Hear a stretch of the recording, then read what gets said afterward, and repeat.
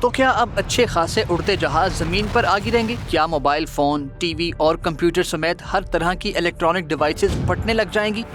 کیا زمین پر شدید طوفان آئیں گے؟ کیا دن اور رات کے اوقات تبدیل بلکہ تباہ و برباد ہو کر رہ جائیں گے؟ یعنی رات بن جائے گی دن اور دن تبدیل ہو جائے گا رات میں؟ کیا پرندے انسانوں اور عمارتوں پر اٹیک کرنے لگیں گے؟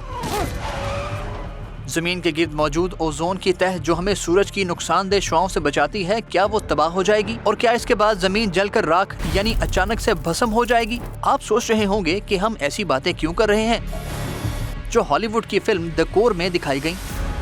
جی ہاں، صحیح پہچانا آپ نے۔ ویسے ان باتوں کا دی کور مووی سے تعلق تو ہے، مگر اس سے زیادہ سائنس کی نئی ریسرچ سے ہے۔ اس ریسرچ میں بتایا گیا ہے کہ زمین کی اندرونی مرکزی تہ یعنی انر کور کی سپیڈ ہو گئی ہے سلو، اور صرف اتنا ہی نہیں بلکہ یہ الٹی سائڈ پر گھومنا بھی شروع کر سکتی ہے۔ یہ تحقیق کی گئی ہے چین میں اور اسے پبلش کیا گیا ہے سائنسی جرنل نیچرل جیو سائنس میں۔ اس ریسرچ میں کہا گیا ہے کہ زمین کی کور زمین سے بھی زیادہ تیزی سے حرکت کر رہی تھی، مگر 2009 میں یہ رک گئی۔ بس پھر کیا تھا، اس ریسرچ نے پوری دنیا کو ہلا کر رکھ دیا ہے۔ اصل میں زمین کی کور کے دو حصے ہیں، ایک بیرونی کور اور ایک اندرونی کور۔ بیرونی کور بنی ہے لوہے اور نکل سے۔ اس کا ٹیمپریچر 5500 سے 6000 ڈگری سینٹی گریڈ کے درمیان ہے، یعنی یہ سورج جتنی گرم ہے، اس لیے یہ مائع یا لیکوڈ حالت میں ہے، اور یہ گھڑی کی سوئیوں کی مخالف سمت یعنی اینٹی کلاک وائز حرکت کرتی ہیں۔ اسی طرح انر کور بھی 90% لوہے اور 10% نکل سے بنی ہے۔ اندازہ یہ ہے کہ یہ ٹھوس حالت میں ہے اور یہ انر کور آزادانہ طور پر حرکت کر رہی ہے۔ اس کا زمین کی گردش سے کسی بھی قسم کا کوئی تعلق نہیں ہے۔ اس ریسرچ میں بتایا گیا ہے کہ زمین کی یہ اندرونی کور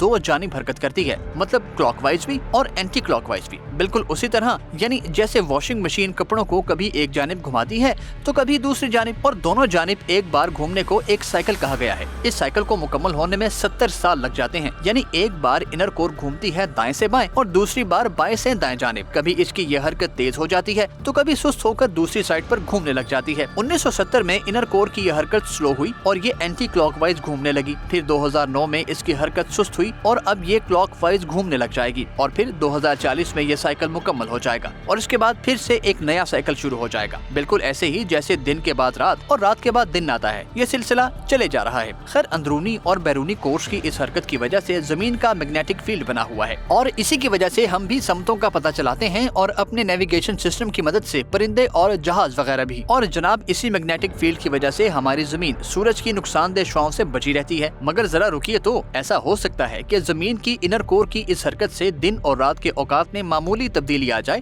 گریوٹی یعنی کشش ثقل پر بھی تھوڑا بہت اثر پڑے، مگر یہ کنفرم نہیں ہے اور اس پر مزید تحقیق کی ضرورت ہے۔ اصل میں زمینی کور کی حرکت کا کوئی تعلق نہیں زمین کی گردش سے، اس لیے کوئی بڑا مسئلہ نہیں ہوگا، نہ تو جہاز گریں گے اور نہ ہی الیکٹرانک ڈیوائسز پھٹیں گی، سب سیٹ رہے گا۔ پر یہ بات حیران کن ہے کہ ہم اتنی ترقی کے بعد بھی زمین کی کور کے بارے میں انتہائی کم جانتے ہیں، یعنی ہمیں یہی نہیں پتا کہ آخر ہمارے قدموں کے نیچے ہے کیا۔ رہی دی کور مووی تو اسے ایک بار ضرور دیکھ لیجیے گا، اور ہاں، ویڈیو پسند آئی ہو تو اس کو لائک اور شیئر ضرور کیجیے گا۔